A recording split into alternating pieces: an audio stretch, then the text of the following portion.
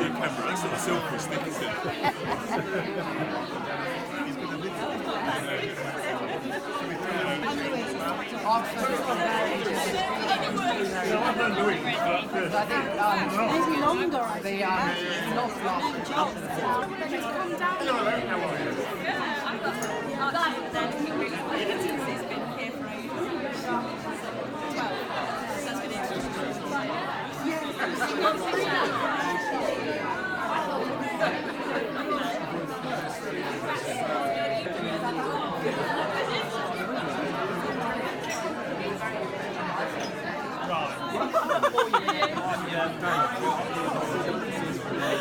Oh, listen, that's so... Has anyone filmed you yet? Why not? Turn it around. Oh.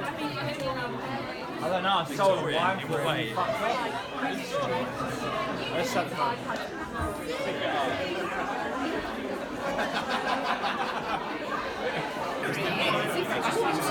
They'll expand and lift. Elizabeth's dad, that really doesn't mean anything.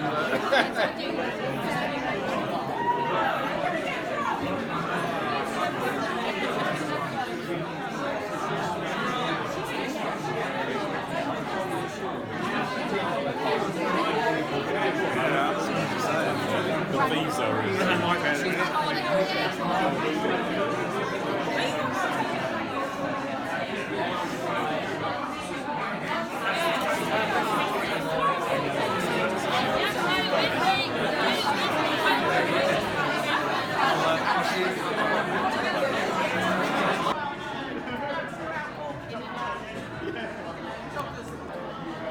Well, you go away.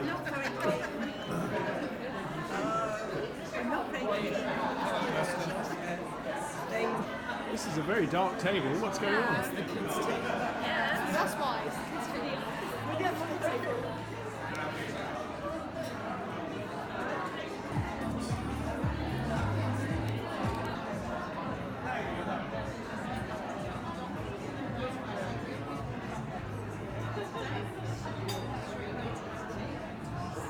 No, I'm fine. Just had to work my way through it.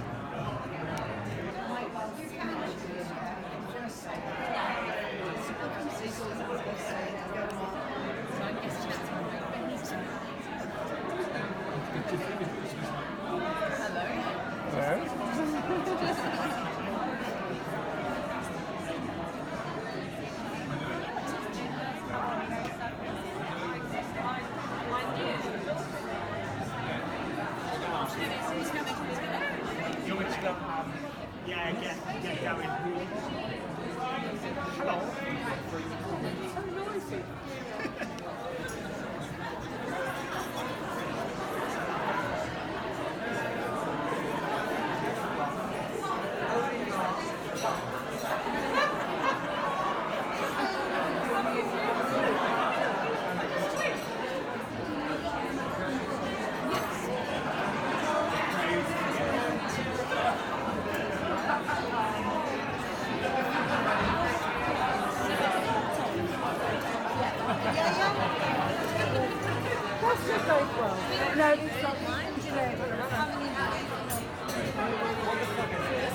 It's very hard. It looks like really soft. I've got goat cheese.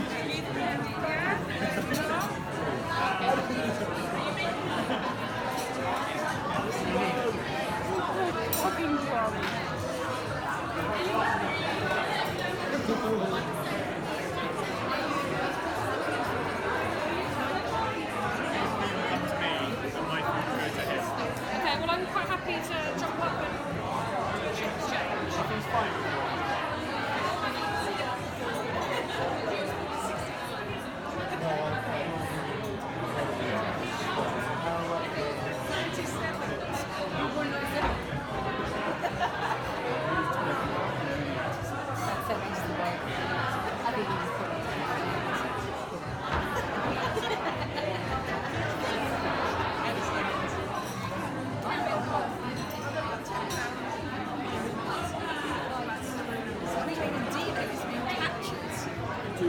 Oh,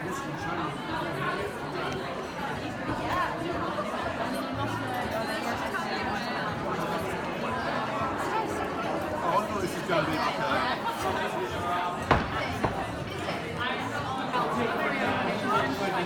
I'm like, you didn't realize you said. Unless you catch me like once a minute. Yeah.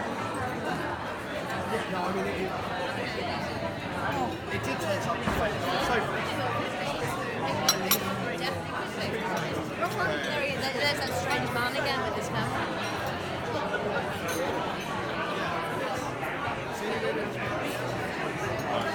I was watching the video from Dark. They're all really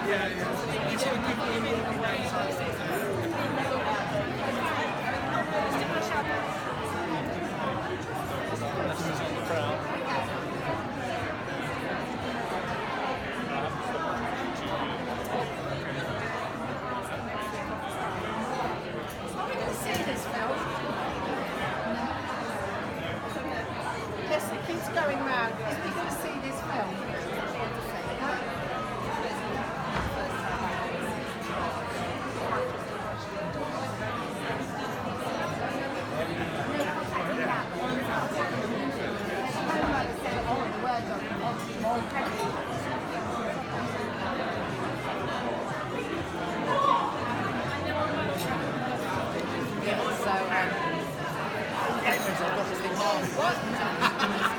I mean, I'm not being funny. I'm not going to Hello.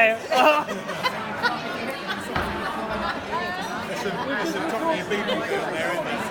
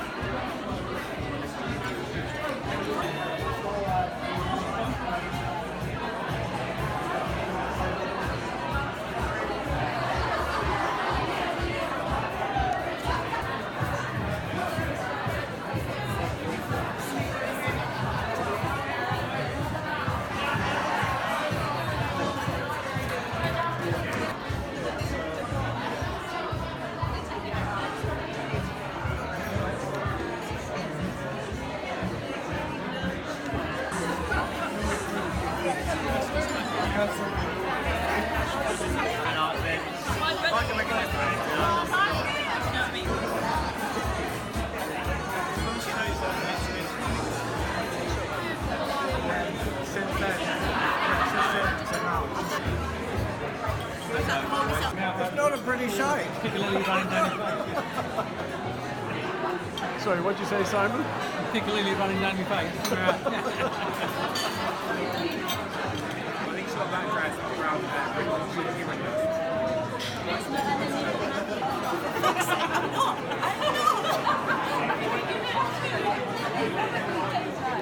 How are you doing? You okay?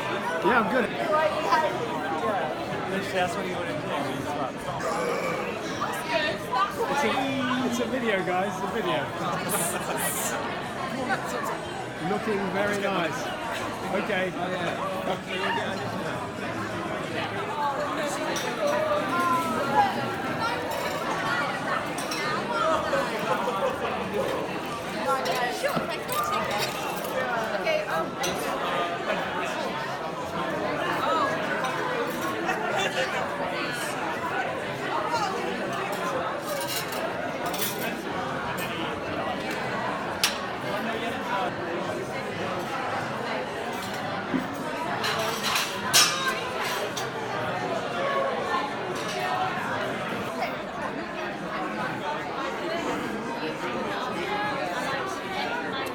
No problems at all, sorry.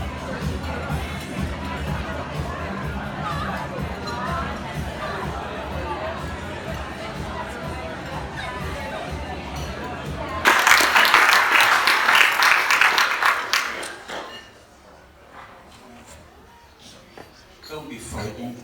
It's only 40 pages. Mr. President, Mathew, members and guests, it's a great pleasure for me to be standing here. It's also very traumatic. This is really Star Club, how it all began. And if there are any Bedford Road Club members here, sorry. In the early 50s, a Bedford lad, Ray Barron, was a member of Bedford Rowing Club, who were then based in the middle section of the school's boathouses at Longbourn.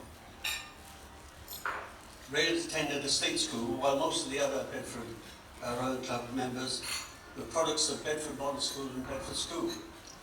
Therefore, there was an all-boys network operating when crews were selected. That's the way it was in those days in lots of clubs, actually. In 1954, Ray was in a Bedford senior rate training for Bedford Regatta, but was dropped at the last minute in favour of an all-boy.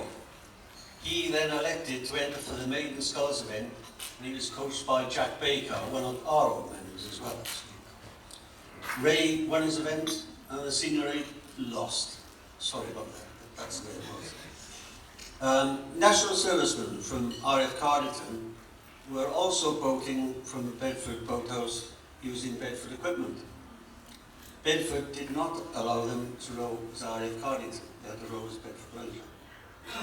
Because of the difficulty of getting any crew with Bedford, Ray often found himself rowing with these RF oarsmen and developed a very good relationship with them, and also with their officer commanding, who was responsible for the rowing activities at Cardington. As time went on, the numbers of experienced national servicemen coming in and wishing to race increased such that the rowing officer and Ray discussed the possibility of forming their own rowing club. In those days, if you reported as national serviceman RF Cardington, you asked at the reception to give your name and address to a rowing person. You were then approached later, wherever you were, in your hut or wherever you had been, just to tell you about the rowing opportunities in Cardington. But they needed a coach. Enter Ted Pointer, an ex-London Rowing Club member who would be captain of Bedford some years earlier, but had resigned after his intensive requirements for training and crew selection, a bit like Kevin Armstrong, I suppose, really, were questioned by the general membership of Bedford. His vice and his vice captain Eric Blunt, they had resigned at the same time, so both were available to coach. In 1954, RF Cardington appointed them both, bought an old 1951 Cambridge University Bannermate, plus blades. Bannerm boats were quite solidly built in those days. They rented an old boathouse in the cattle market at Batsford, and they were off. Ray was enthused by all this and decided to cut short his apprenticeship with W.H. Holland and register for his national service 2 years so that he could row with RF Cardington. It's a big step for a bloke to do that, really. Second page of 40. In 1955, Bedford Ladies, oh sorry, I believe, no, it's all right, I know it. In 1955, Bedford Ladies Rowing Club, having 2 boats and nowhere to put them, joined them, being given a corner of the boathouse, and that was all they had. There were no changing facilities available at all, and they all, both clubs, carried their boats through a hedge to the river. This is roughly where the site of the Star Club is now. During 55 and 56, the RAF purchased a new 8 from Sims and named it Ted. And we all know, we've all rowed in that boat, so it's very old when we were rowing it.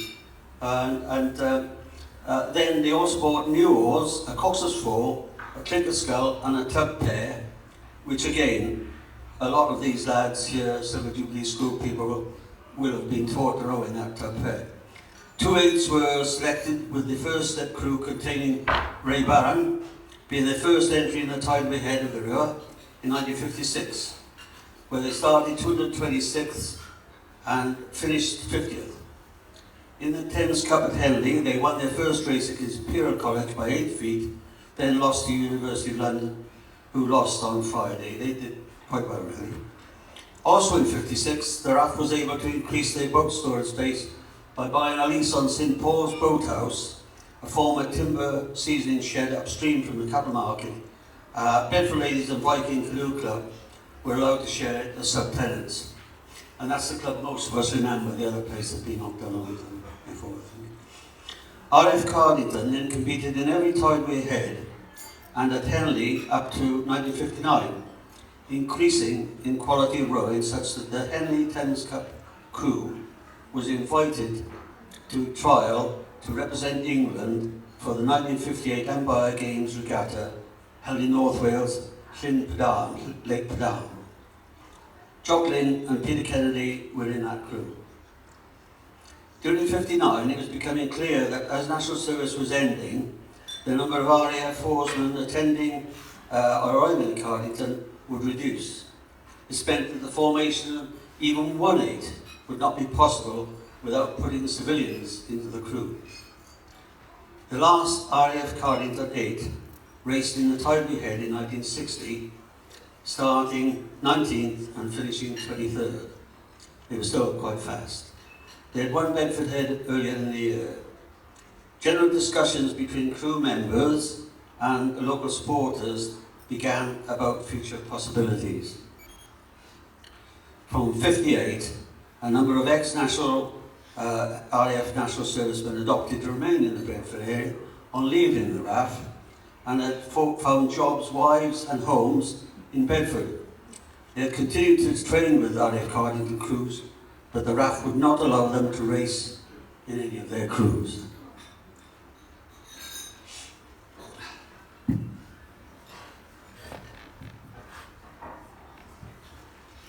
Page 240.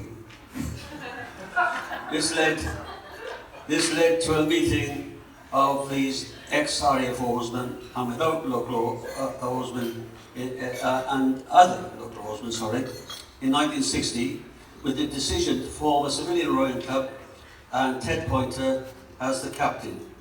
Bill Robertson, who was then president of Bedford Rowing Club, also agreed to be president of this new club, partly because his wife was president of Bedford Ladies Rowing Club. It was to be called Star Club, with reference to the RAF motto, Per Adiuer ad Astra, loosely meaning, through great effort, to the stars. And anybody who knew Ted Pointer would understand what that meant in training. There followed extensive negotiations with the Council and RAF Cardington, resulting in the boathouse lease and equipment being transferred to Star Club and the new club being registered with the Amateur Rowing Association, now British Rowing, to allow for competing at Henley in July 1960. The first Star Club, Thames Cup 8, competed at Henley Royal Regatta, losing to Kent School USA by 1.5 lengths in the second fastest time of the day. John Fundry, Mike Edwards, Neville Andrews, Angus Robertson, Darrell Pitchford and Jock Lynn were in that crew. In its August issue, the Field magazine had a double diamond beer advertisement on the back cover showing that race in the first stage. If you can find a copy somewhere, you'll see it. In late summer of 1960, 5 late entry National Service oarsmen who had been posted to RAF Callow came to Star Club and were present when the first general meeting of Star Club was held on the 5th of September 1960. 40 founder members were elected at that meeting. No formal constitution had been drawn up. I wasn't able to help at that time, Liz. But the aims of Star Club were established as to produce crews and scullers capable of competing at Henley Royal Regatta or at any similar standard national or international rowing event worthy of consideration for national representation. And I believe that's the rules. It's been changed in subsequent constitutions, but that's the rules. Page 3 or 4.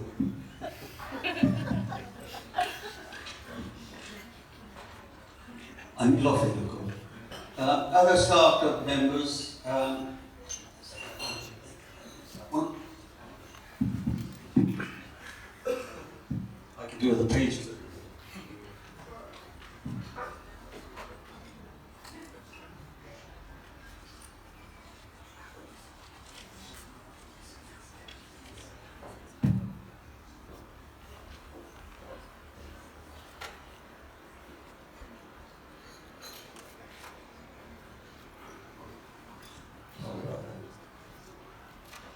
In late summer, I've dealt with that because the late entry of national tourism coming in 1960.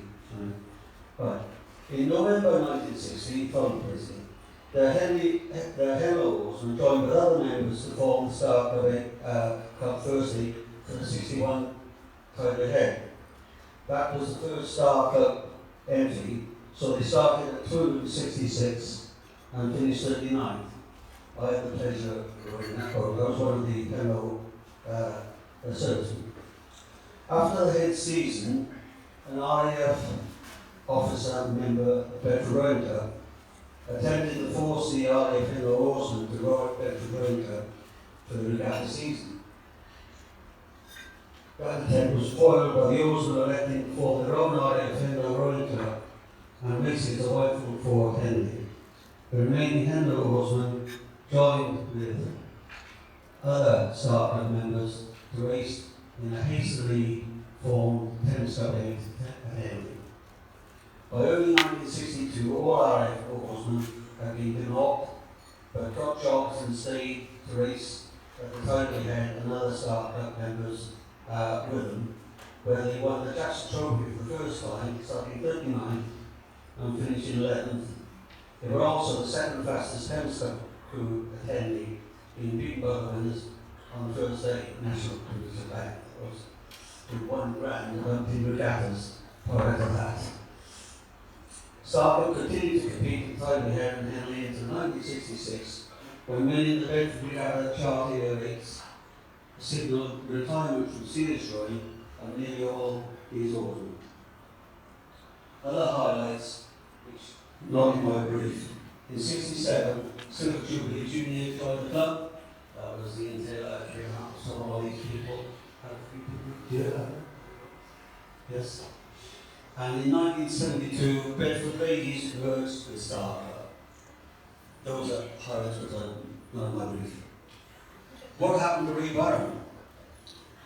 He founded his very own successful company called CTAC, which is the major sponsor of Star Club today. Ian Priddy would have been delighted to have been able to join us here, but COVID has denied us that pleasure. I believe Sue is here, I'm not sure. His daughter, who is also a director of CTAC. And I hope that our appreciation of Ray's contribution to the formation of Star Club is conveyed to him.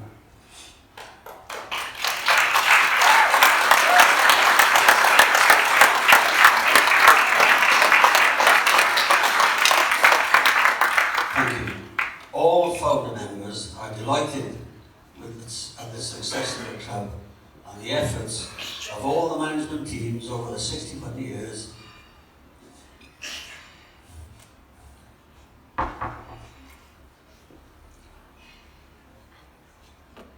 to bring the club to its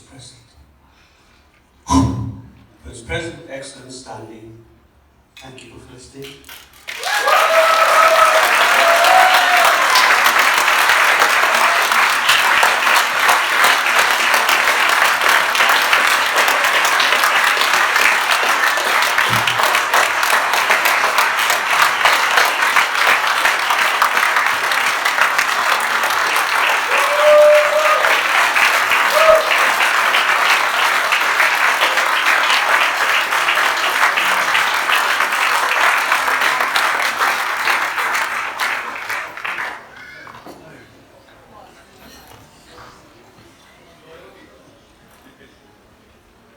think as evidenced at the end of Lynn's speech how emotional that is. You know, reflecting on the past 6 years, it's great to hear that Lynn thinks how the club was set up back in 1960 has achieved its goals and continues to achieve its goals. And it's down to the thanks to those founding members. And I echo Lynn's thoughts of Ray and Prilly, who couldn't be here this evening, which is disappointing, but great to have Lynn with us to share those words with us. So thank you, Lynn. And on behalf of the club, thank you to the family members.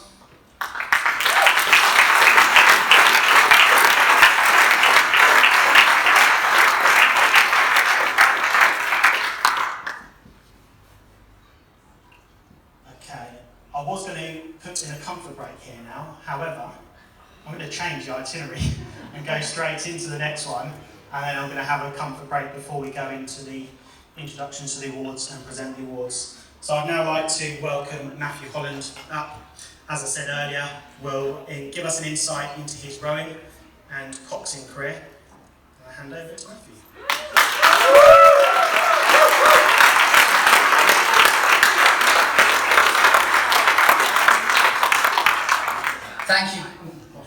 Thank you, Chris, for your generous introduction. And if I might start by congratulating you on your election as president. Chris does a massive amount for rowing in general, and the sport is very indebted to him. So congratulations.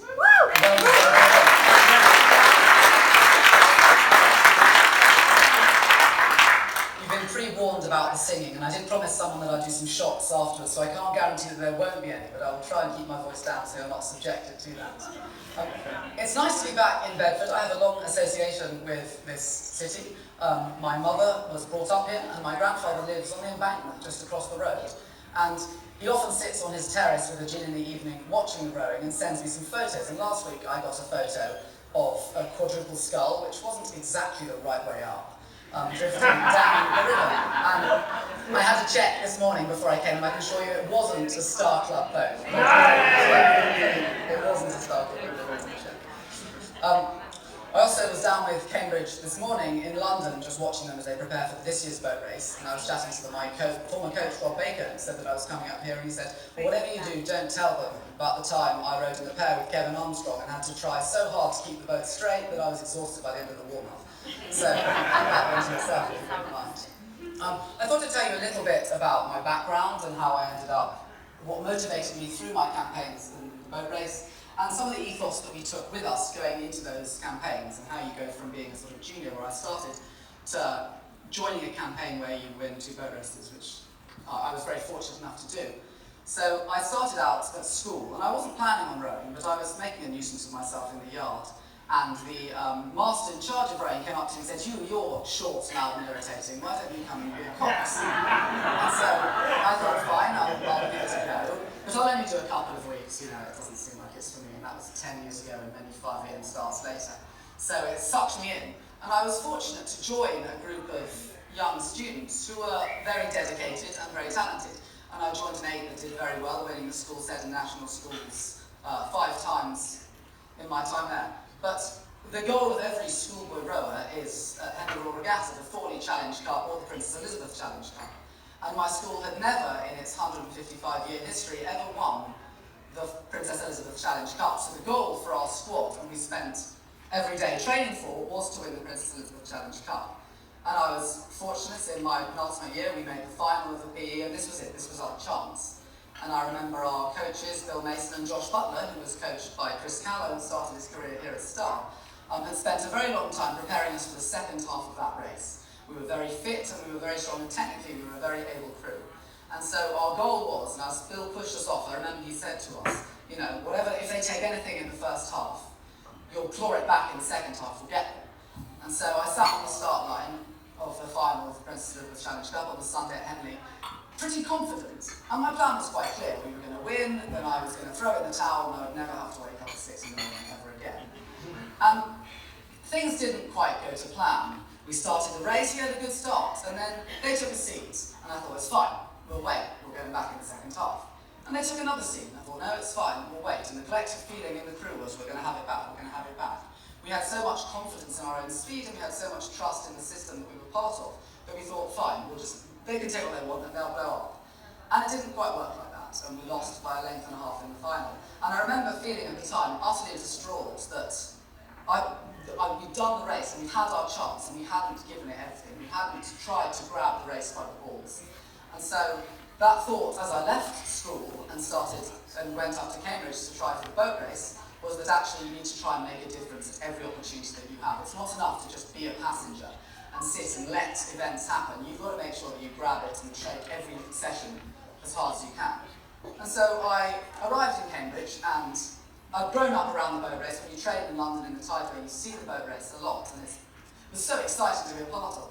I remember Oxford used to boat from my school boat club, and a little young me would try and pinch their shiny hunter wellies. And I remember being chased down the embankment once by a very angry former Olympian and Oxford Blue, whose wellies I'd nicked. And so I arrived at the Goldie Boathouse, where Cambridge crews had trained for 180 years. And I remember standing in the entrance in awe of this amazing building. Although actually, the entrance is right next to the bogs, so it's not quite as nice. But when you go inside, you've got the crew board in awe. And I joined the women's programme at a time when they'd lost the previous 4 boat races, and the year before, they'd sunk. And so, if any of you remember that, I tried making a couple of Titanic jokes, but they fell very flat very quickly, and I didn't dare say anything again. But I joined the programme at the sort of very bottom of its history. The mood was low at the end of the last year, they'd lost everything, and we had a very promising bunch of athletes. And the question that we had to ask ourselves, and the challenge that we set ourselves, was how do you turn around the legacy of the club? How do you start afresh from a losing tradition? You join a losing culture. How do you bring about change, and how do you make it so that you are the turning point in the programme? And our goal and our motto, what we decided to do was, we weren't going to look too far in the future. It wasn't going to be about beating Oxford on the 7th of April in 2017. It wasn't going to be about what we can do next month. It was going to be what can we do today, and then the next day, what can we do today? It's about maximising every single day and the opportunities that we take. So as opposed to sort of thinking about PBing in a march, or what's Oxford doing now, the question was always, how do I make sure that when we land again on this dock, when we've pushed off, or when I get off this erg, how do I make sure that the boat is faster, that I personally and that we as a crew are in a better place? And that enjoyment of the process really, really helped. And the idea was that, as opposed to thinking it's about whether we win or lose, it's actually about how do we have as much fun and how do we get as much speed to our programme as possible every day. And it was a brilliant, brilliant opportunity for me. There was a sort of young 18-year-old me coxing people who were sort of 10, 20 years my senior, people who'd been to the Olympics, people who'd been to World Championships, and I just came fresh out of school and sort of sitting there at the back shouting. And honestly, I felt like I was more like a pilot than a jockey. It was, sometimes as a cox, you have to work really hard to get the energy of the crew up, and you feel like you're encouraging the whole time. But this crew, every session we put the boat on the water and I was saying, look, please just shut up for a sec, let's do some rowing, stop. The energy was so high.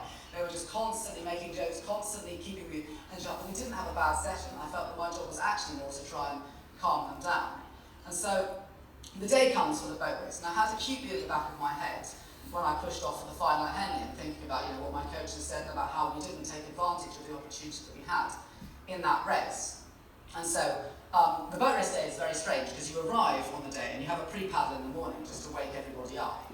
And the place is normal, it's quite quiet, someone walks down, there's a sort of drunkard from the night before walking down, it's all very quiet. And then you arrive, you go back to the house, you freshen up, you get ready, then you arrive in the buses for the race, and there are hundreds of thousands of people in the back, and you've got the helicopters with the BBC with you, and it's so exciting, the energy in the environment is just amazing. And so our goal was to try, focus on our race, we've got to stay calm, we've got to stay professional, and at this stage I was getting quite nervous. So I checked the final boat, checked the boat out, checked that the cameras are working, we go to the pontoon, we put the boat on the pontoon, and our coach, Rob, he looked at me and was like, you're ready, let's go. And took 3 deep breaths, I was like, okay, I'm slightly breaking it here, but as a cops, you've got to put on a brave face. And so we pushed away from the pontoon to be greeted with the most almighty scream and a splash, and they hadn't tied the pontoon off properly. And the act of us pushing the boat off had sent Rob off the other side, and he was now frantically swimming about, desperately trying to save himself, having fallen in the river. And so that chilled us out a little bit, and that was good. So you do your warm-up, and it's weird because the warm-up takes place below Putney Rail Bridge, and it's all very quiet, nothing goes on. Then you paddle through to get attached to the stake boats. And as soon as you come through Putney Bridge, you just get this wall of sound. It's absolutely massive. And so we get attached, and again, I'm acutely aware of the fact that my last major race, we mucked it up. We didn't take so the goal of the crew was, we've got every stroke we're going to race for it. Like, regardless of what the outcome, regardless of whether we're up or whether we're down, we need to make sure that each chunk of the course that we go down that as fast as possible. And we had an impeller, we had a device that would measure our speed on the boat, and the idea was that I would use this to make a judgment call about where we were. But during the warm-up, it must have got damaged or something, because every stroke we took, it was making this ungodly racket. It was incredibly loud. And so Rob, having washed himself off and dries himself off from going in the river, comes up to our boat in the warm-up area and leans over the front of his rig with this enormous knife and slices the impeller off the bottom of our boat just before the warm-up finishes. And so, as we go down the course, I have no idea what the speeds are, so I just make them up as we go along. And it works all right. Like 3 minutes in, we were 3 lengths up, but I was like, no, we need to keep asking for it, we need to keep racing this. And so, eventually we crossed the line 11 lengths up with a course record of over a minute. And just crossing the finish line, it occurred to me, and I remember very distinctly, I called out the names of everyone in the crew as we come into the last 20 strokes, because for me at least, it's been such a good year in terms of how we bonded as a crew and how we worked together and maximised our opportunities on the day, that it wasn't so much about winning for Cambridge, or it wasn't so much about winning for me, it was about winning as a group of individuals, as an eight, that had formed such a strong bond. And for me, and I know for each of the girls in the crew at the time, it was about the girl in front and the girl behind. It wasn't so much about you. And so it was a lovely reminder as we crossed the finish line that actually, like, this was why I was here. And that was very nice. And so, fast forward 2 years, and I took a year out to try and not fail my degree. And then I get the opportunity again. I get a call from Rob, who's now moved from the head coach of the men's programme to the head coach of, the head coach of the women's programme to the head coach of the men's programme. And he says, look, we've got a great bunch of people, but we need a cox. Do you fancy going through the process again? And I think, can I really face it? And say, yeah, absolutely, I can. So we go forward for that. And one of the best things about the boat race, which reminds me actually in this room here, is that it's got such a strong history to it. You know, you've got 6 years of Star Club, boat races, a similar history. So you sit every year at the dinner with Cambridge, and you've got people who rode in the boat race in 1950, 80, 90-year-olds in the same room as people who rode in the boat race 21, 18, 19-year-olds. And you get to interact with such a brilliant, diverse group of people and meet so many fantastic new friends from areas that you wouldn't normally interact with. And so Rob said, oh, we've got this guy. He was on Strictly Come Dancing and he's not so good at that, but I promise you he's better than that. And so I rock up and James Cracknell, the double Olympic gold medalist, is sat in the Golden Boat Club ready to trial. And I was quite nervous about this. I was like, you know, this guy is 47, he's about as old as my father, I'm 21, he's won 2 Olympic gold medals, I've sort of had a bit of fun, but I haven't really done anything comparable to that. So when the first session we were out in the 8s, and he was in the 8, I was boxing, and we were doing side-by-side pieces in the 8, and I was bricking it as a push off. I thought, God, I've got to do a really, really good job here, this guy's business, and he's going to judge me, he's going to be harsh on me. And so we line up, the coach says, go, we go, 3 strokes in, he catches an absolute boat stopper of a crowd, he breaks the rigger, we swing round. And I thought, actually, you know, I think this might be all right. I reckon I can handle this guy. And so I think the key message I've taken from the time, the opportunities that I had with the boat race and with working with such an amazing bunch of people, and we were fortunate to come away with 2 wins, but actually I think, for me, the outcome was almost second nature. Like, I was quite happy to stand here having lost both of them, because the journey we went through and the process and the bonding that we had as a crew was so special that the outcome was second nature. And I think the lesson I've learned from my time at Westminster and my time at Cambridge was that actually it's the day-to-day and enjoying the day-to-day and trying to maximise the enjoyment that you get out of each session, maximise the enjoyment you get out of each stroke. That's the most important thing. And as I sat at the dinner every year with all that generation of people, what I realised in the room that you have, and I feel the same thing here, it's just like unique understanding that you're joined in a bunch of people who all know exactly what you go through, who all know both the suffering that you have to undergo to do well in rowing, but also the pleasure and the fun and the bonding that you get. And it's something that people who don't row or never have rowed don't really understand. And I think that's something very, very special that I've taken and I'm very grateful for from rowing, and I hope that all of you have as well, is that the people you meet and the experiences that you have and the understanding as a group that you get from, you know, the pain of the ergo, the misery of the 5 AM session, but also the joy of having the hull sail underneath you as you let go of a really beautiful stroke and it's just gliding, is just indescribable. I don't think there's another experience that can give you something like that. And I think that's what I've taken from rowing has been my principal enjoyment, is the people and the process. And I think if there's one thing I'd like to share with you today, it would be that you've got to really be lucky for the group of people that you've bonded with over your time as a member of the club. And that as you go out and train for future things, don't think too far ahead about the outcome. Just make sure that you maximise the process and enjoy every stroke along the way. Try and maximise yourself, your opportunities from every stroke. And with that, I'd like to break the toast to start. And thank you so much for that.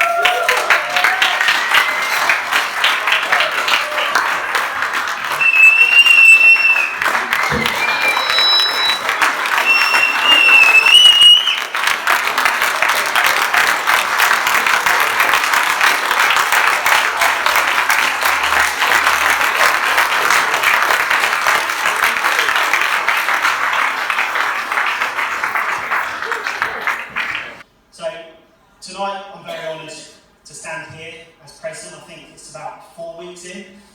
I was asked to step in and take on the role and organise this evening's event, which is great to see so many of you here this evening. Unfortunately, some couldn't be here this evening because of the continued COVID situation. So it's great that so many of you are able to come out this evening and celebrate our 60th anniversary. Though we're celebrating 60, as referred to earlier this evening, we are 60 plus 1, because obviously we couldn't celebrate in 2020. So we're still here to live, to tell the tale. 1960, the birth of Star Club. Here we are, all those years later, in the presence of founding members, celebrating, reflecting and honouring the success of the club and its members. To me, one of the highlights of the club like Star is in having the resources and ability to open the sport up of rowing to one and all, and to provide opportunities for those that do not necessarily take easy to sport and need some direction. A club that challenges, respects and develops its members. You, the people around this room, join the club to be guided to attain success in whatever way that may mean to you as an individual. And I think I can honestly say that Star Club, an organisation that is run by its volunteer members, have given you this, it's given me it over 20 plus years, hence why I'm standing here this evening. We are all here to offer you the best opportunity to fulfil those goals. When we take to the water, sit on the start line, contemplating the next 7 minutes of paying ahead, obviously I'm reflecting to a 2K race here, knowing you're not in it alone. We need to remember that for every successful oars person, there lies a vast support network that extends beyond, far beyond, the individual sat in the boat, getting us to that start line. Similarly, for every successful club, one has to look at and celebrate the success of the support network that extends throughout it. In recognising the contributions made by all our members and friends of Star Club, we also here to acknowledge the important role played by coaches, parents, volunteers and the wider support. Coaches are there to get up at 6 AM on a cold Sunday morning and give their valuable time to develop and nurture their crews.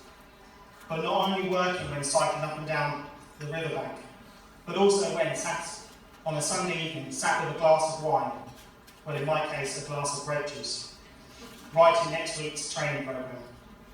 Parents are there to taxi their offspring around to, from training sessions and races, listen to the good and bad of an outing, and provide that supporting cuddle and words. And volunteers.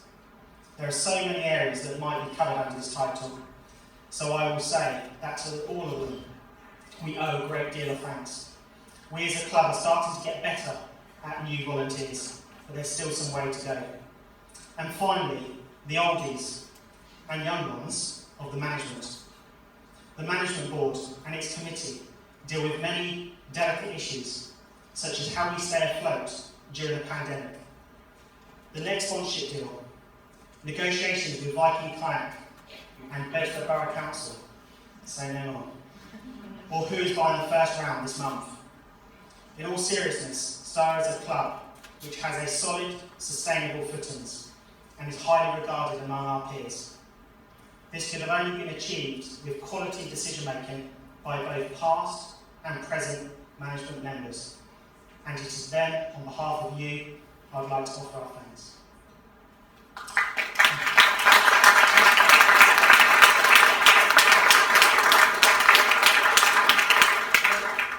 So we're on to page 2 of 5. Tonight is special for Star in that it's an opportunity not only to look back over the past 60 years and what we've achieved since our founding, but also to reflect on and recognise individual and team performances of the past 12 months. After what has been an extremely difficult period for us all, we can also begin to consider what we might strive for over the next 60 years. To retain members, rowing clubs need to provide resources which members are proud to be competing in alongside coaching and training, which meets all individual needs from the rower who rows for pure enjoyment or for fitness, up to the rower who wishes to attain at the highest competitive levels. We all know that the majority of our subscriptions only cover the running costs of our premises. We are heavily reliant on the donations and sponsorship, and over the past few years we have seen a lot of new equipment added to our fleet, which has been solely down to our sponsor CTAC, alongside donations from vice presidents and others. I'd also like to acknowledge the generosity of the Pointer Charitable Trust, who has supported us for many years as the main funders of our junior coaching programme. On behalf of all our members, I would like to thank CTAC, the Pointer Charitable Trust, and all our donors.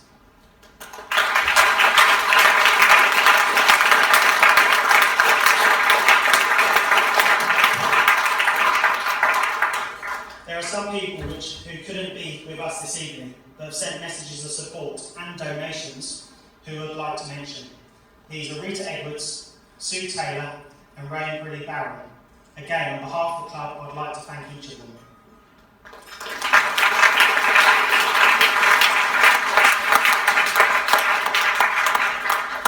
Let's take a look back over the past year. Under the stewardship of Dave Kensel, last year's captain, David Rainbow, our recent outgoing chairman, and Simon White, our recent outgoing president, we have remained resilient and strong across all our pillars, which has provided us with a platform for the club to build on.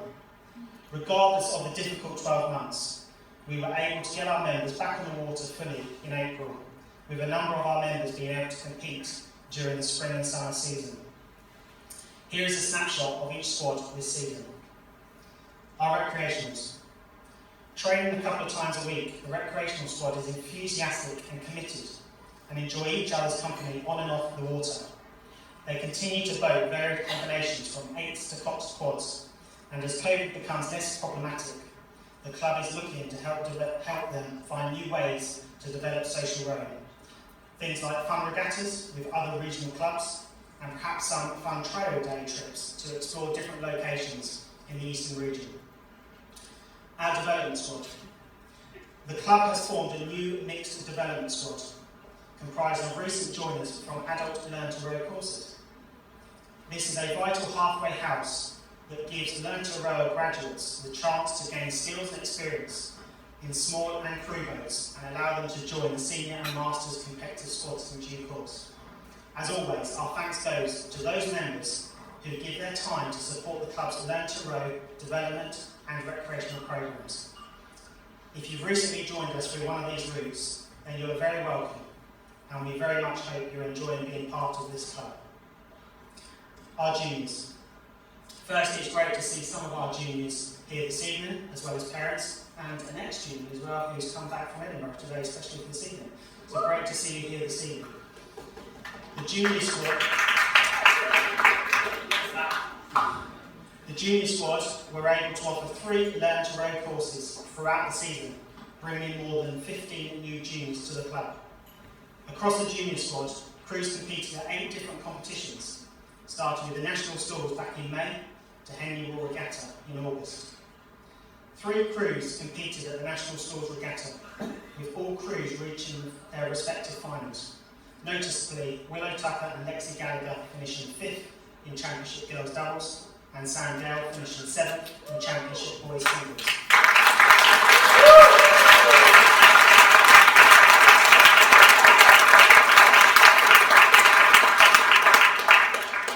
Two crews competed at the Junior Sculling Regatta at Dorney, again with all crews reaching the finals, with Freya White and Charlotte Moore finishing 10th in the women's junior 16 doubles, and Elliot Duffin finishing 5th in the junior 16 sculls. Willow and Lexi qualified to represent the club at Henley Women's Regatta in the women's junior doubles, going out in the heats but gaining tremendous experience at the same time after their first encounter of Henley Women's.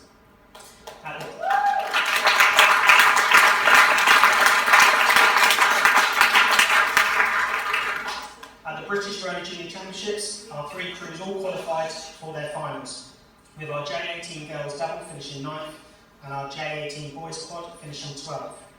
The boys then went on to qualify for the Forley Challenge Cup at Henley Royal Regatta, a crew comprising of Sam Gale, Elliot Duffin, Callow Gilby and Thomas Bodley. Facing a Windsor Schools crew, boys school crew, was always going to be a challenge, but even though they were second best on this occasion, I was really pleased to see their tremendous efforts they made. A fantastic achievement in reaching the most prestigious event in the rowing calendar. I'd like to congratulate all our juniors, whether you were successful or not. As they say, it is not the case of necessarily winning, but of taking part and overall, I hope, enjoying yourself.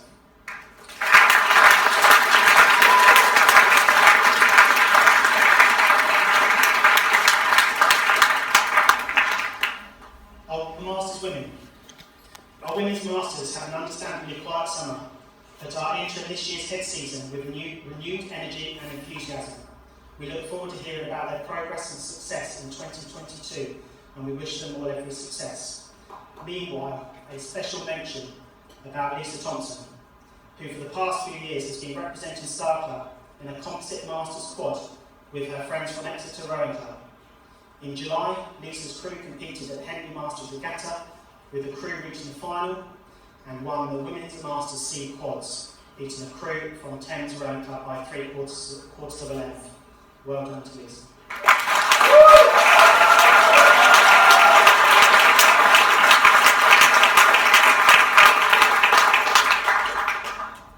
Our Masters men. In the very truncated season, the Masters men still achieved some notable successes. Highlights included retaining the Masters E8 title at the British Masters. Unfortunately, competitors were only allowed to enter one event, so as a club we were unable to attempt our multiple wins of 2019. However, they gained a number of wins at local regattas. The squad entered 3 8s E, F and G into Henley Masters, with the E and F8 both making it through to the finals. The E8 had a memorable duel against a top drawer, Molesey crew, but was eventually beaten by half a length.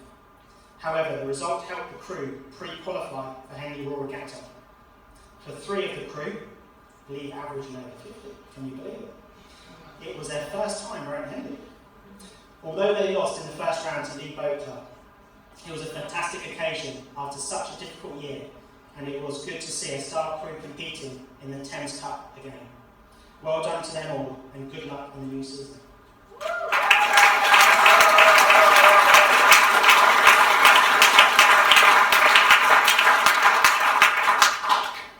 Our senior women. There were many new faces within the women's squad last season, which is a credit to Dave Kensel and his focus on strengthening numbers across our senior squads. Our thanks to Dave for his incredible work, and well done to him, Jason and all squad rowers.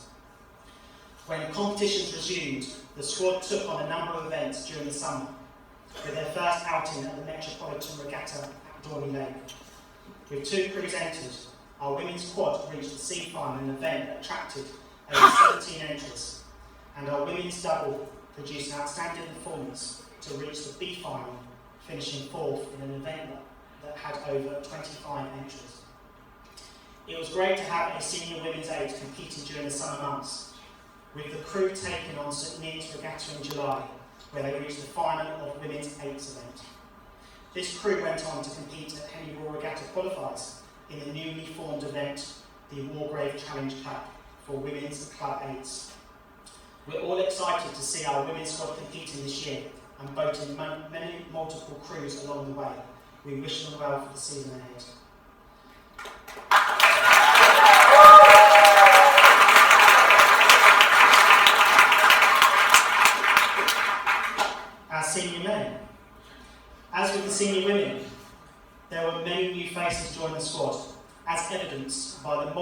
crews, the men were able to vote. It was a season of getting through multiple lockdowns, illnesses and challenges that was the only way possible with the way everyone within the squad supported each other throughout. The men were looking to compete at Henley Royal Regatta in the Wife-Fold Fours event, but disappointingly had to withdraw due to COVID. To end the season, a couple of the men travelled to Peterborough to compete at the Peterborough Summer Regatta in single sculls, all of whom reached their respective finals. Last season set the foundations for a strong squad that can look to an exciting season ahead, as evidenced by last weekend's Bedford Autumn Head. Again, we wish our men all the success for this season.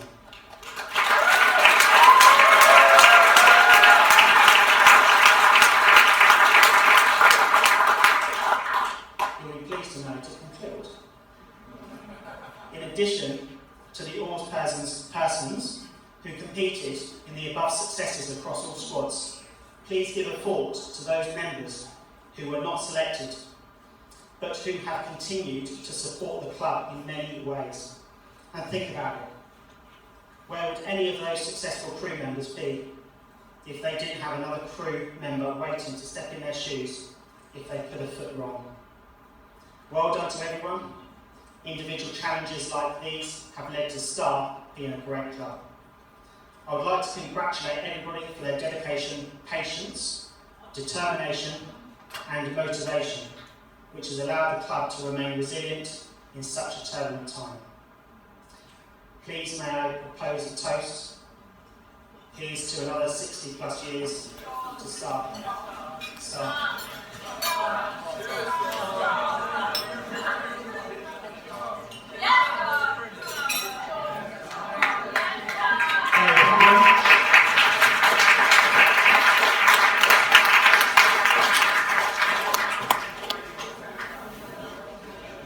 Okay, so now I've set the scene, we're going to go into the awards. So I'm going to ask Simon White, David Rainbow and Mathew Holland, who are going to introduce the awards and present.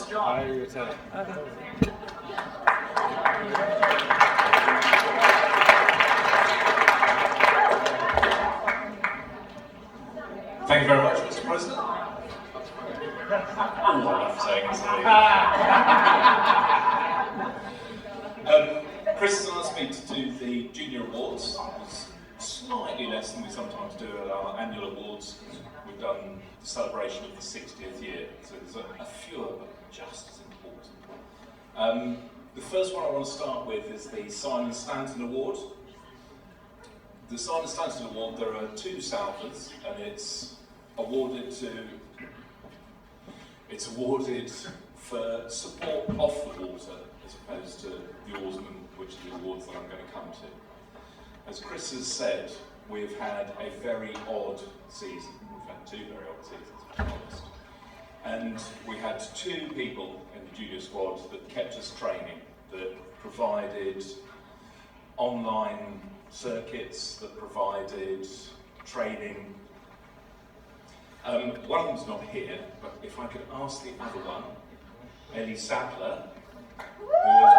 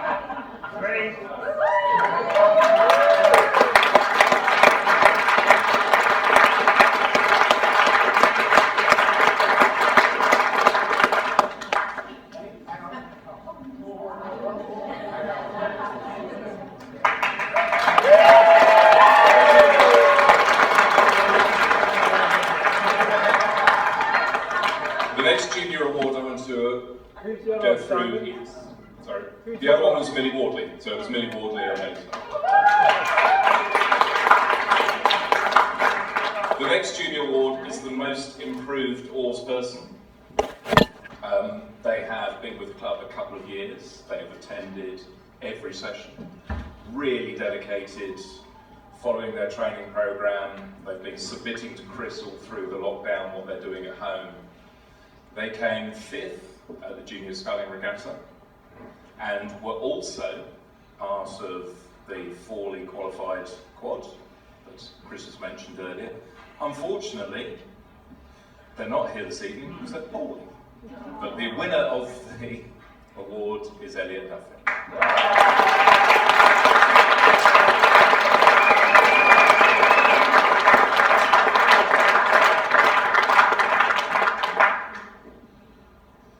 My next award is the Oars Man, I suppose, Junior Oars Man of the Year.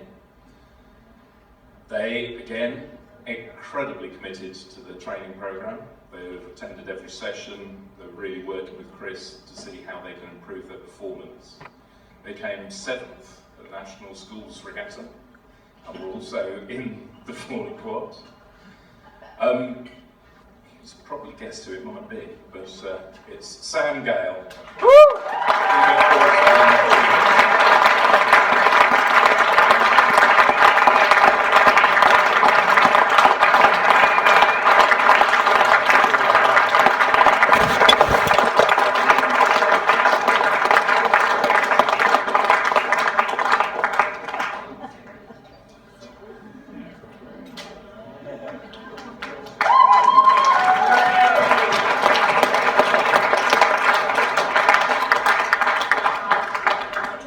And my final junior award for this evening is Oars Woman of the Year in the juniors. Now, a bit like we've just done with the Forley boat, it's always difficult when you have crew boats to distinguish people in those crew boats. And nobody likes to pick one person, but generally there's something that helps them to stand out. And this year's award winner, who, as we've learned earlier, came 5th in a double with Lexi at National Schools Regatta, also qualified their boat for Henley Women's Regatta, but above and beyond that has given their time to support the younger juniors. It's helped me every Sunday coaching and giving back, and I think that makes her a very worthy award winner. Willow Tucker.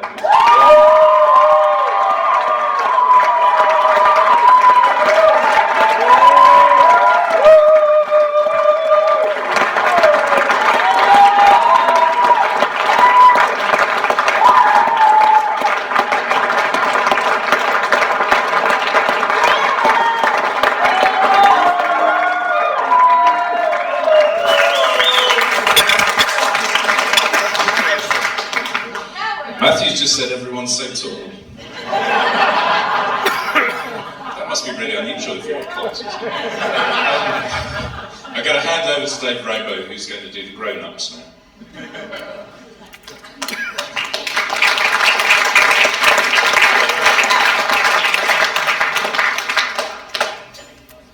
I'm not sure how long I've got according to Chris's plan, but I'm going to go slightly off-piste and take just a couple of minutes to say some thank yous as well. And what a great event. It's lovely to be here. To see so many people here, and some faces I know, some faces I don't, and that's just part of the club that's continued to grow and evolve. It's nice to see people coming in and joining us and not just having the same faces we've seen before. So welcome, and I hope you're having a good evening and shaped to come on the dance floor. Right, and 70 years spread. So we've got people here from mid-80s down to mid-teens, and I'm less in the middle than I used to be, and I wish I were, but it's lovely to kind of see that spread of Asian community. And that's what it's all about, I think. And these awards are all about that. It's about, I think the Beatles said that the love you give is equal to the love you take. And that's what giving to this club gives you. It gives you more back. So put something in, you'll get a bit more back, and that's what these awards are about. So I've got 3 to give, and they are my decisions. I'm not syndicating, I'm not asked for anyone else's opinions, so if I've got them wrong, come and bother me later on. But there's lots of worthy contenders, so I'm not sure I'm sure I've missed lots of people out, but what I am sure about is there's no one that's done more than those 3 people. So if you think I've got it wrong, tell me afterwards, but I'm pretty sure I've got it right. The first one is club coach. Club coach is someone that stepped into the breach, really. So at the start of COVID, or a few months into COVID, we were facing an issue where we weren't sure how long it was going to go on and how much we could afford to spend, and the club coach is one of our biggest costs as a club. And so this person said, I'll do it, and I'll do it for nothing, and I'll give you all my time that it takes for a year to do this thing properly. And it's not the first time he's done things like that for the club. And we end up with a junior squad that's healthy in terms of numbers, that's healthy in terms of appetite and ambition, and we get another quad into falling. So the club coach of the year, without much dispute, frankly, is Chris Callow.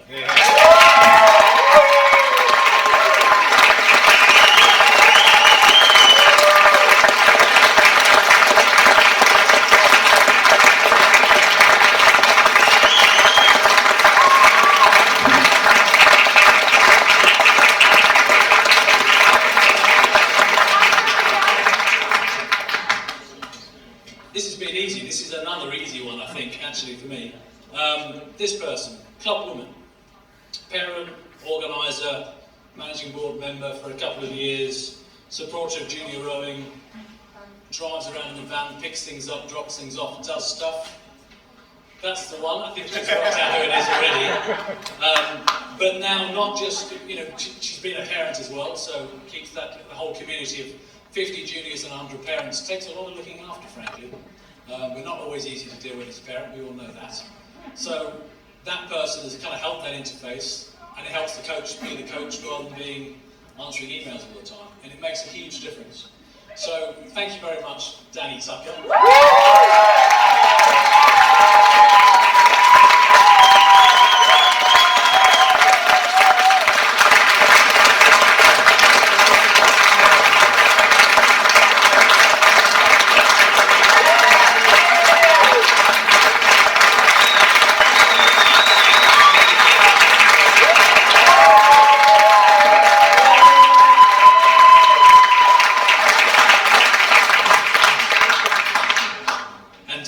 Stepping down from junior liaison, but we hope to see her around, and is now learning to coach and cox the learn to row, so she's moving on to Parsons new, and perhaps an inspiration from Mathew here later on. And the last award is in absentee, actually, so I think it's not going to be a surprise to you either. So a rower, an event organiser, a coach of both women and junior squads. I think when I joined the club, which was back in the end of last century, I hate to say it that way, but it is, he was one of the first people I kind of rode with, and he made me feel very welcome then. But he continues to do that now. He's now turning his hand to running the bar and sorting out the cellar and all that kind of stuff. But he's not here tonight because he's in Ireland. And the news is, if you don't know, is that Ian Donald, who is our clubman of the year, was also a granddad again today.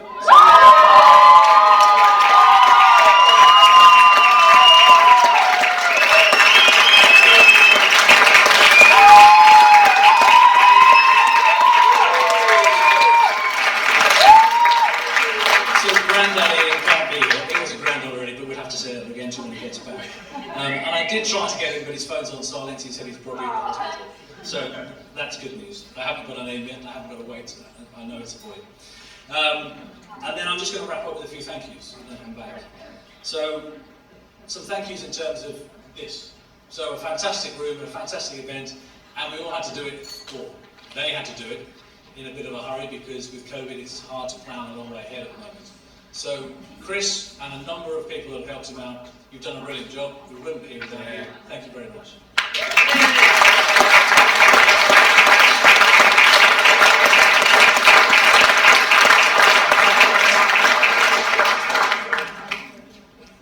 With my committee hat on, the people that run this club in the background, you don't see it, but it takes a lot of time, it takes a lot of commitment. We've talked about it before, I won't stress it again. But if you were on the board last year, if you were helping run events in the past 2 years ago, if you're marshalling, if you're coaching, if you're helping out with the bar, if you're doing anything, thank you. It does make a difference. And my mother, who can't be here tonight, but she kind of occasionally gives me little pearls of wisdom in my ear. And she said to me that a little bit of help is worth a lot of sympathy.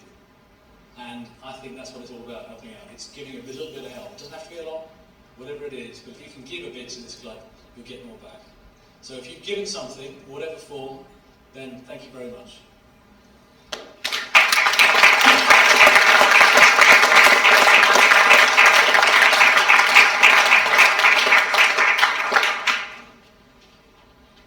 A personal thank you to Mathew for talking about the right shade of blue winning races, but that's just a side note, so I won't talk about that again. And as Chris said before, there are a few people that can't be here tonight. It's great to see so many of you that could, but we know there's a few that can't, either because of the current situation with COVID or because they're not here anymore. So I'd like to raise a glass to absent friends and join me in a toast. Absent friends.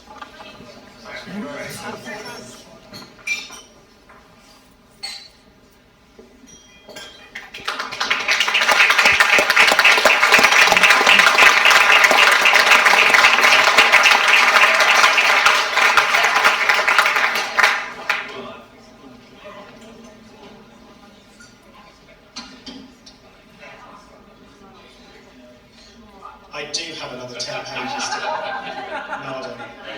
Right, final words from me. So before we finish presenting people with pots, we'd like to present Mathew with a guest of honour pot to say thanks for coming this evening and sharing this celebration with us. So,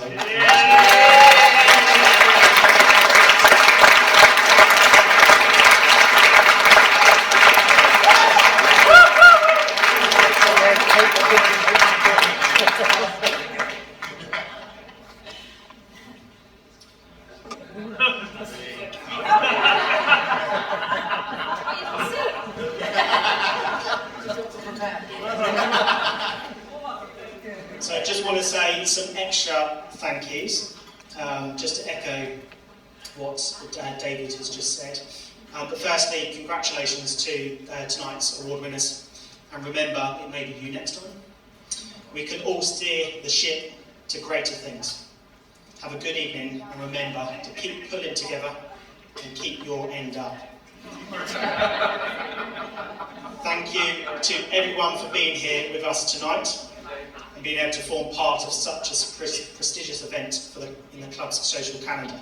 So before we wrap up this part of formal proceedings, please join me in giving a hand to the following people who have helped me over the past few weeks in organising this evening's celebration, and to those who helped set up the venue yesterday and taken time out of their work.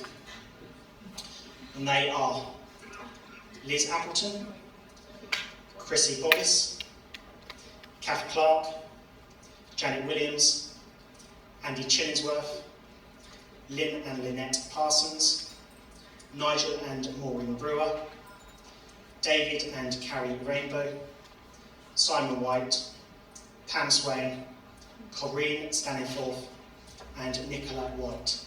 Thank you all.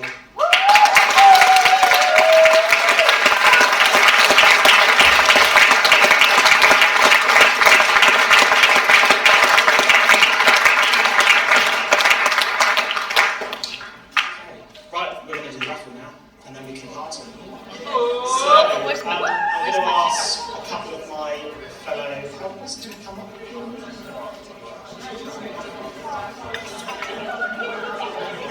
And I'm pleased to say we have raised over £500 for the club.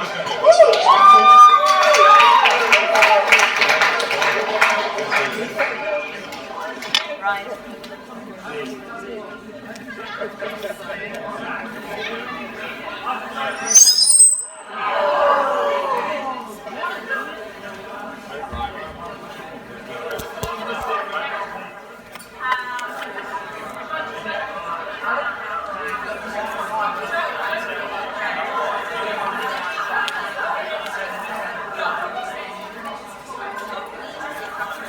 Right, sorry about that, that's a bit loud.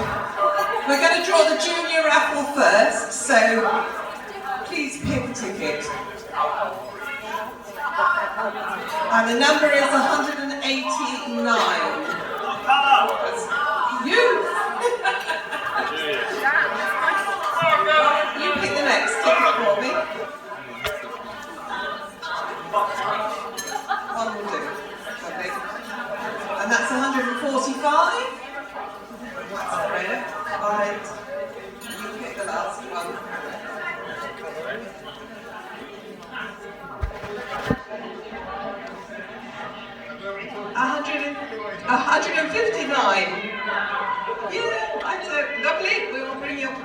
bring your presents over. That was Freya. She's not. She's disappeared.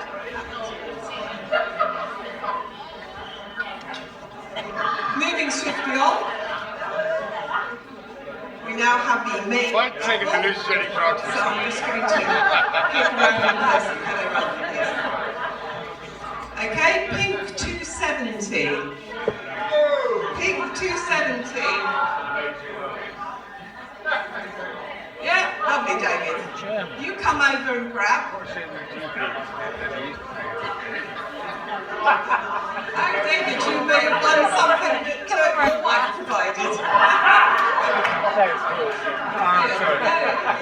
Then he's done it. When it's not the garden, says the coming from the chicken, it's down the big river.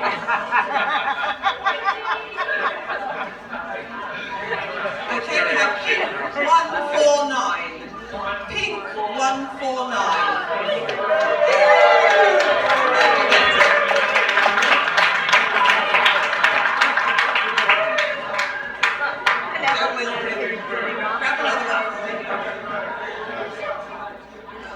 Grab another one. This is blue 273. Might be green, it depends which way you look at it. No, yes, that's the one. Caroline, well done. Okay, alcohol for you.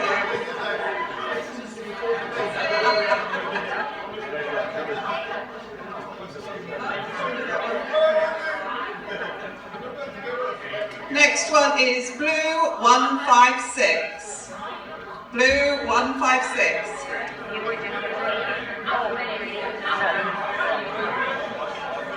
Or it could be green, it depends on how you do colour.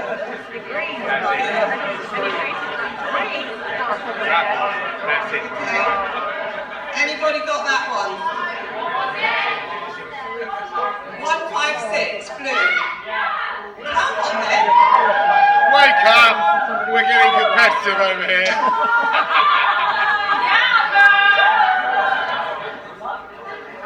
Alright, pick the next ticket. The next one's a bottle of whiskey, Don.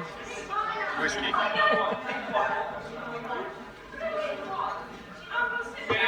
This one is pink 223. Pink 223.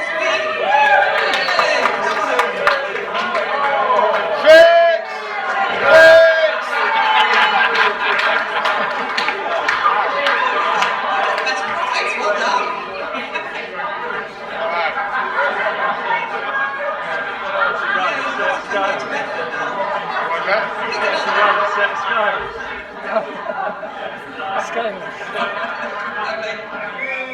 Okay, we have pink 262. Pink 262. Come on, David.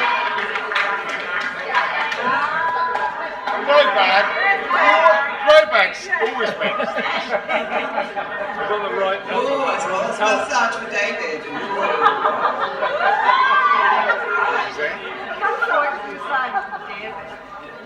Next one is pink 153. Pink 153.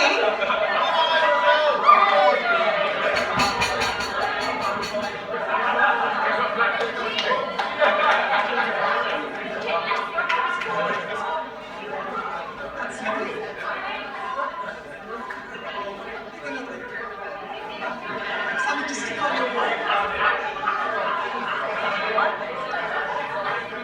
The next one is blue number 60.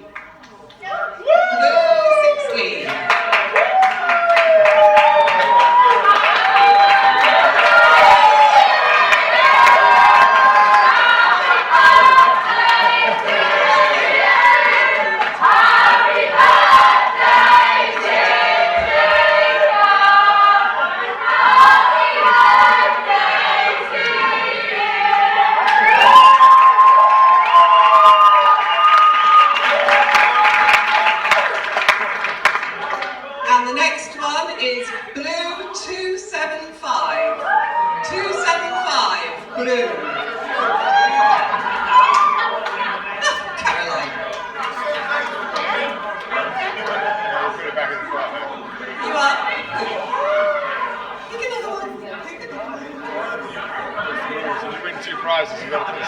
back, right?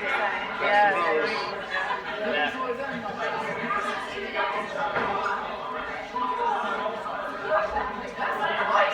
Okay, we've got pink 15. Pink 15. Laura. We're doing well, it's nice. There you go.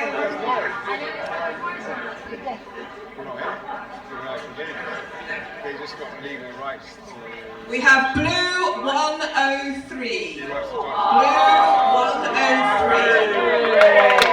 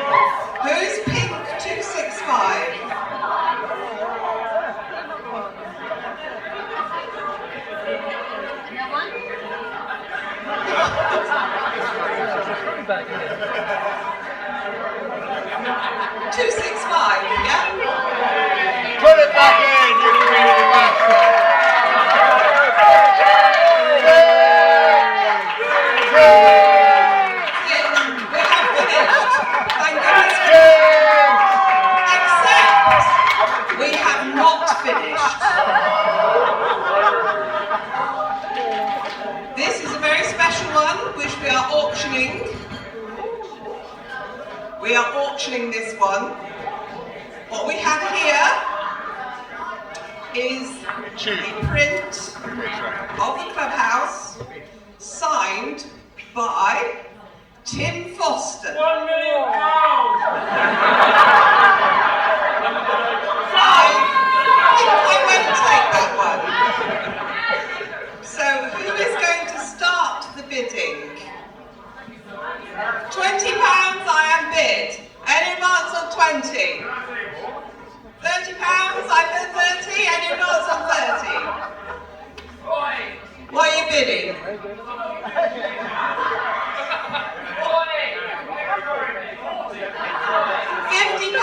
I've got £50 here. Any advance on £50? I'll give you 100. I'll give you 100. £100, okay? It's gone up to 100. Any advance on 100? Come on, you can spend that money. Any advance on £100 for me? Who's going to give me more than 100?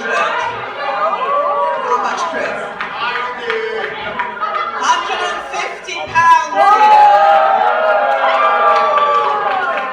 Come on. 151. 155? Nah. Nah. Nah, Chris got it. Okay, last chance. I'll go around again. £150. 155 I am bid. 155. Come on, you know you want it. I know you want it. Any advance on 155? Who's feeling rich?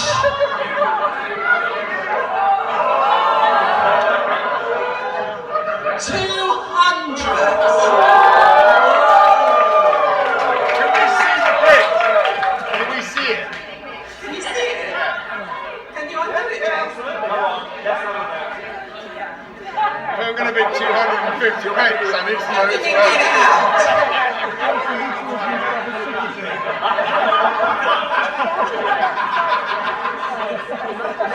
It's fake.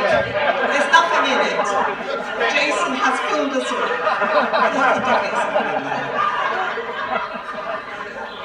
I think we're going to have to rip it open.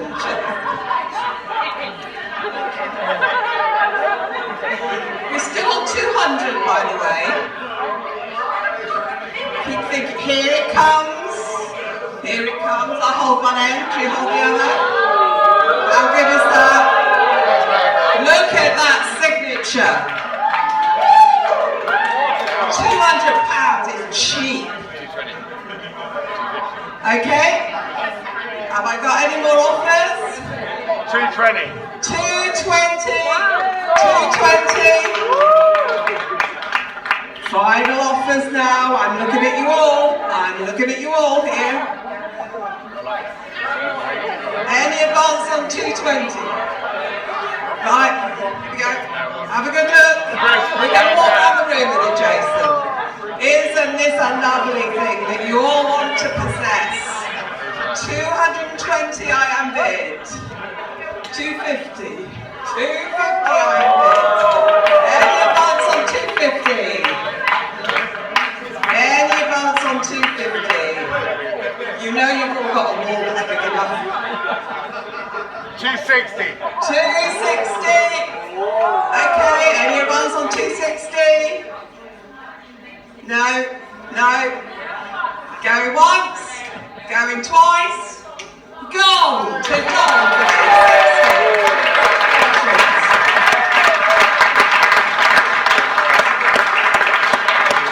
That really is, that's it. Definitely it. Now I need a large drink. Yeah, you need a stiff drink. It's only money. Yeah, you can, yeah. Now, actually, I'll send it to you. Yeah. I'm going to free, man. You can have it for 500. Once it's free, we'll buy it free. To draw the evening to a close, formalities to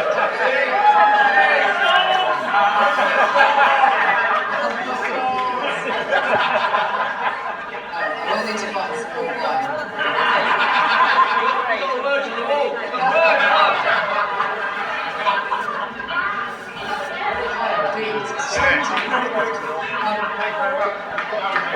I would like to propose one final toast, if I may, to Star Club. So if you will join me, please, in raising a glass to the club and to a fantastic evening. Thank you very much. The Star Club.